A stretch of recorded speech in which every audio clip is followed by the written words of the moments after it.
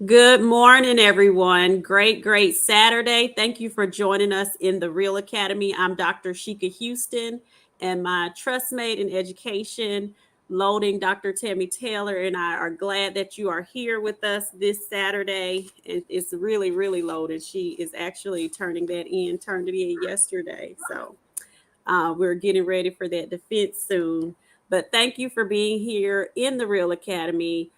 We are happy to be answering your roadmap questions today, and I'm going to turn it over to Tammy while I feed us through to some groups. Good morning, Tammy. Good morning, Shika. Good morning, everybody. Good morning. Sherrod was on with us on Tuesday. And if you missed that, please make sure you go back and watch it because he did an incredible job of representing principals and how he's keeping it real at his school. So thank you so much for being with us on Tuesday. As Shika said, I am Tammy Taylor, and I am super excited to have you guys join us this morning, as we are every Saturday morning. If you just got off with Principal Hurt, I know that you are already on fire and ready to go. So we are going to keep that fire burning so that when you get to Principal Kafele, because he'll be on fire too, we are all going to be burning hot this morning. We are very excited to come to you this morning, as Shika said, with some roadmap questions that we're going to be answering that people need some answers too. So we're going to spend some time this morning on those questions that you guys submitted that you would like for us to address, because that's what we're here for. We are your problem solving educators. And so as problem solving leaders, we are here to assist in any way that we possibly can. Principal Hurt has been sharing with us how important it is to pay attention to your data and to dig into that. And he was talking about that school diggers, and we want to make sure that everybody is paying attention to exactly what your data is saying. I did homework. We looked at data so that we could make sure that we are part of this solution that Principal Hurt is offering to schools across this country. He wants to see the academic needle moved, as do we.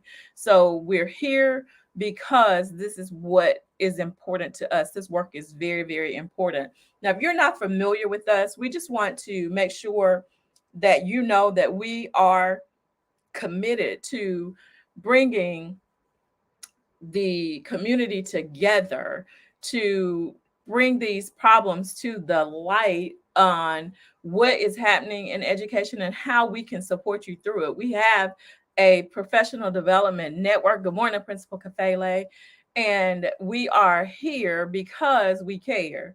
And because we care, we're giving you all we have to make sure that we're helping you to shape your schools into being places where the academic needle is moving. So thank you again for being with us. We are also going to be talking about some things this morning that all leaders should know. Shika was talking about submitting that dissertation yesterday. It finally looked like a dissertation because it's all about that process of what you're going through to make sure that you are standing tall, and you're standing tall on the shoulders of all those folks who come before you. So what we want to be able to do is to give you that footing. Good morning, Melissa, so that we are there to help you to stand above, head and shoulders above those folks who are here, maybe not for the same reasons that you're here. The reason that we know you're here for the right reason is because on Saturday morning, here you are with us. So we have to say thanks again for being a part of the work that we're doing. And just to let you know who's here this morning, Shika, and I'll tell you just a little bit about who she is.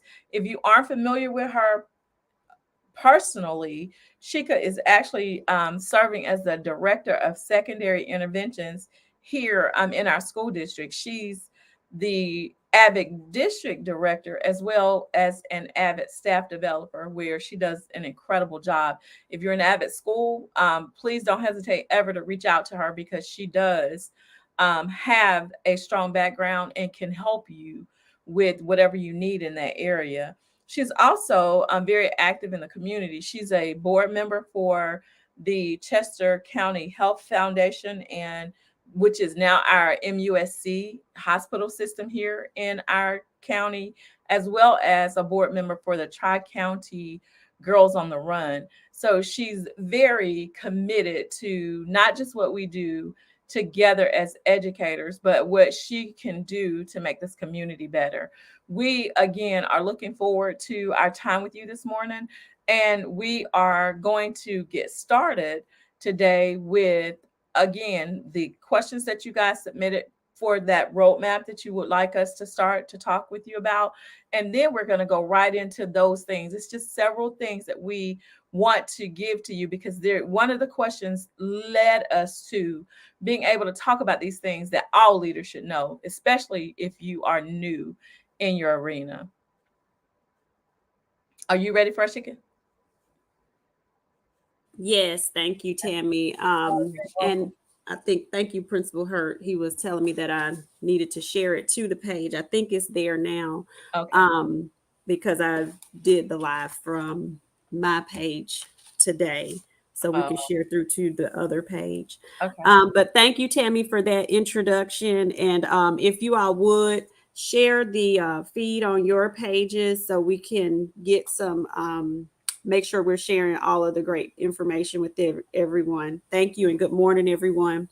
If you are not familiar with Tammy Taylor, she is the principal of Great Falls Elementary School. She is a blog contributor to NWEA blog posts. She's the vice president of South Carolina Education Association Region 3.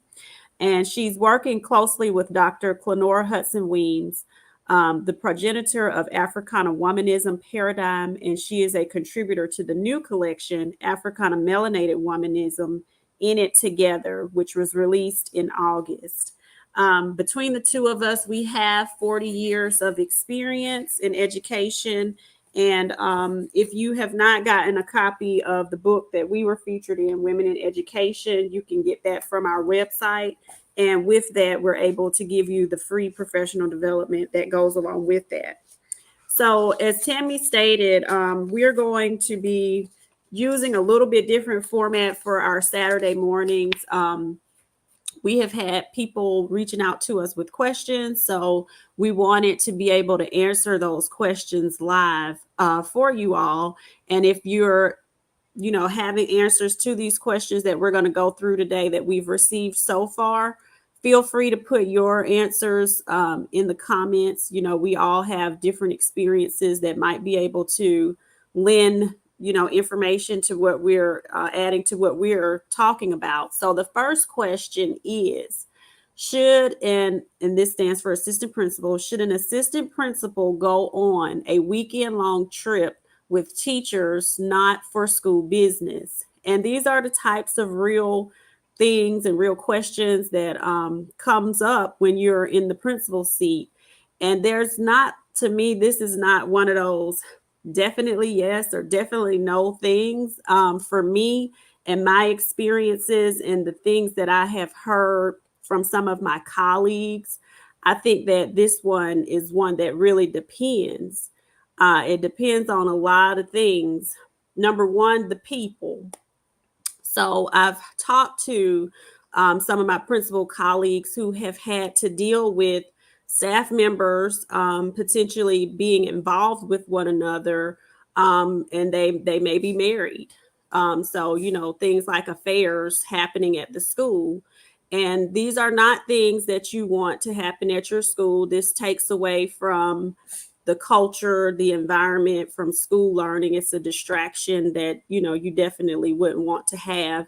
Now, in the grand scheme of things, people are adults and, they will do what they want to do. But when you're talking about leadership and when you're the manager or supervisor of someone, there are rules that could impact your employment. So, those are never things that you want happening. So if you think that might be a possibility, or that there are some things, circulating or going on, that's some things that you would want to be cognizant of as a leader when you're giving advice to your assistant principal about that, or the teachers who might be going. The other thing that I think you also have to think about are the personalities and maturity levels of the people who may be attending the trip.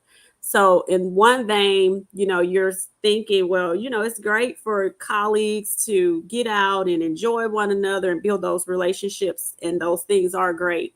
But you also want to think about where things might go left and, give everybody the right advice about that. So, if you're assistant principal, or some of the people who may be going, if they're turn up people, that could potentially present some problems if we are going somewhere and everybody's turning up, and now in this new age of things where everything's on social media and everybody's recording everything. Now when I have to sit down and do these evaluations on some teachers that I have gone out of town with, and they may have videos of me turning up.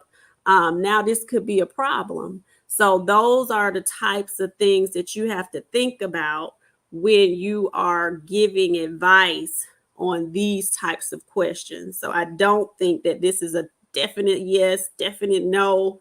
You have to know your people. Tammy? I agree. I think, though, that a major factor in deciding if this is something that you should participate in or not is whether or not the folks involved can separate, because the lines get blurred between business and personal experiences. So if you are a person who can keep the the business of school, and the folks that you are on your trip with can keep the business of school, the business of school, because the two should not have any impact on one another. And if they do, then that probably means you shouldn't go. Because if you Mm-hmm. cannot separate your supervision of the folks that are on this trip with you from your friendship with them, then that creates an issue for the rest of the staff, and that destroys your credibility. It So does. I say, if you cannot keep your if you can't keep the lines clear, don't do it. Right. And that's a hard thing to do. And I see Principal Kafele thinks it's a great question. His answer is no, but he does agree with our points. And then Miss Dana Williams, who's in our district, she thinks yes, you know your people, and you would get a chance to know your people. And Principal Sherrod Laws, let's see. Oh, he chose not to participate when teachers and colleagues do that. um, yes, he has to operate 2 and 3 steps ahead of everyone, and that's usually my position. There's certain things that I will not do or wouldn't do with my staff, because just like Tammy said, you have to keep those boundaries. Yeah, and I think sometimes what happens with people who don't, I think that's how you lose the respect of other staff members, because Hmm. when they think that you have this personal friendship with a certain group of people that you actually are going on trips with, that Hmm. complicates your ability to lead consistently with everybody. So That's I true. just think that there has to be some boundaries for the way that you interact. And I'm not a turn up person, so if Hmm. I probably could be a turn up person if I wanted to, but if I was on a trip with a group, it wouldn't be that they would have anything on a video probably that could be held against me in a conference at the end of the Hmm. year. It's just for me, there's a level of expectation for myself that Right. doesn't allow me to engage in certain things with the staff. Now, if we're going as a staff bowling, that's a very different scenario than taking a A weekend trip. weekend trip, Yeah. right? Yeah. And then, people will start accusing you of having favorites. Um, Principal Hurt put, my advice is to stay away. You're the leader of the school. And we definitely can understand that, keeping that separation. And people do have lots of staff gatherings, like golf, and they do lots of different team building activities outside of school now. But even some of those things you just have to be careful. Yes, dinners at the Cheesecake Factory. Lots of people have done some of those staff building things. And Principal Dot McKeever Jeter, she actually coaches principals, so her answer is no. And let's see, surround yourself with other admins like-minded, miss. And you really have to make sure that when you're talking through this with your assistant principal, if this comes up, that I think you have a conversation about it, like just like we were doing, posing, the potentials, because you want to build their capacity as one day being a builder level principal. To these are all of the things you have to think about. So, after we've talked about all of these things, do you really think still that this may be a good idea, that this will never, cross any boundaries or any lines or come up to be a problem? So, lots of potential to go left. You really, really want to consider those people, their personalities, and the whole context of everything. Things can really go left quickly. I didn't think that we would spend that much time on that one. We're probably only going to get through two questions. So the second question is, should I be focusing on growth or proficiency? And I'm going to let Tammy start off with this one. Yeah, so when we were preparing, I was sharing with Sheikah that one of the things that we have to really be mindful of when we talk about growth and proficiency is one leads to the other. So I understand the question because the focus for most schools today is on proficiency levels because that's what we're rated on. That's what you're going to be assigned a report card grade on. That's what people are going to measure you by. And so proficiency is absolutely important. And it is one of those things that you still have to be working towards, regardless of where you are in that process. However, what you have to understand if you're leading a school that is in a failing situation, and I'm using my own experience here. If Mm-hmm. you're leading a school where you are at the very bottom, I was 60 of a list of 60 schools that were in the bottom 5% of the state. It wouldn't have been reasonable for me to just focus on proficiency because what would have happened is I would have created a defeatist mindset with the students as well as the staff. So we had to start with me encouraging them to listen, this is where we are, but this isn't our reality. We are way better than this. We were better than that when we were there. However, what we're going to have to do, like we didn't get here overnight. So we're going to have to work our way out of this situation. We're going to have to work through the process. And the way we did that was by emphasizing and focusing on growth. Mm-hmm. Because when they see that they can grow, as I saw a comment from Principal Hurt, that growth is going to lead to proficiency. So Mm-hmm. I think again, this is one of those times when I can't say you should only focus on growth because you do need to have a proficiency mindset, a Mm-hmm. mindset of excellence that is going to get you to being proficient at each one of those grades that are going to be responsible for that grade level's content.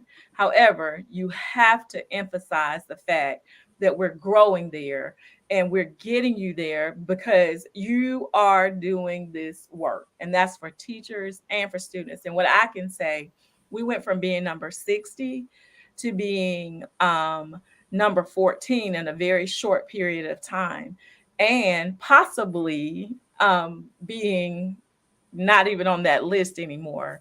at the end of this year. So I can say from experience that having a growth mindset does work.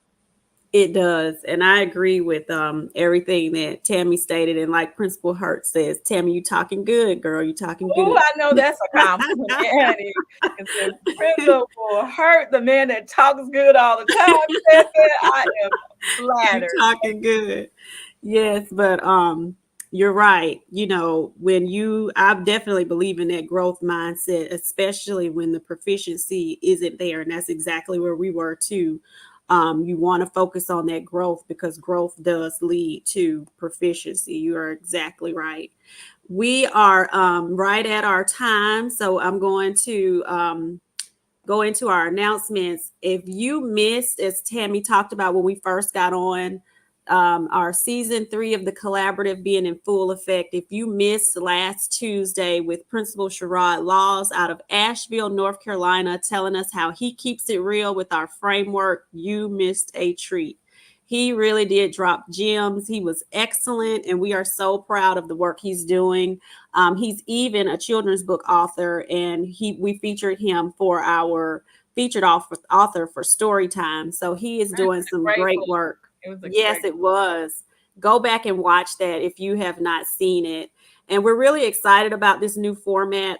We enjoy elevating the voices of principals, teachers, parents, and authors because remember, at Create and Educate, we create spaces that thrive, and we want to hear how you all are thriving in your spaces. So please consider being our next guest. I'm going to put a link in the comments of how you can sign up. We are excited, super excited to have joining us for our October episode, Principal Carlos Baggage. He's going to be telling us how he's keeping it real at his school, and we have nothing but great expectations for what we're going to hear for that episode. So the Absolutely. rest of the season is open. If you would like to sign up, we would love to hear from those of you that log on with us regularly. Shout out to Era from Mississippi. She reached out to me this morning, and a lot of times you wonder if what you're doing on the platforms, if it's helping people, because that's our desire to help people, to definitely be that help we were looking for. And she mentioned how she tunes into us every Saturday. She needed help with something, so I helped her, and we'll be looking to help her even more. So that's what we're here for. Any questions that you all have, we are going to try to answer them to the best of our abilities with our 40 years experience between the two of us. We have great people that are joining us every week that can chime in just like we did this morning, because we are better together, just as Josh states. The things that we talked about today, that first one, we always try to relate it to our framework, was about relationships. Really, that speaks to the door of our framework, and you have to make sure that those lines don't get blurred with relationships. And the second one fits under that excellence and having high expectations for your school. So we didn't get to question 3. We will get to that next week as we continue our roadmap Saturday. So please join us next Saturday, right back here at the R.E.A.L Academy at 10:30. Principal Hurt is on right before us at 10 o'clock. Join us next on Principal Kafele's page. He has a treat for us as well. The principal from Charleston, who was working at a Walmart at night in order to help his school, and then going back to his school each day to lead the school, is the person he's going to be interviewing. And we actually got to meet him when we went and saw Principal Kafele in Charlotte. So we are excited. If you would join us next on his page. Thank you all for joining the R.E.A.L Academy, and have a great rest of your Saturday. Yes.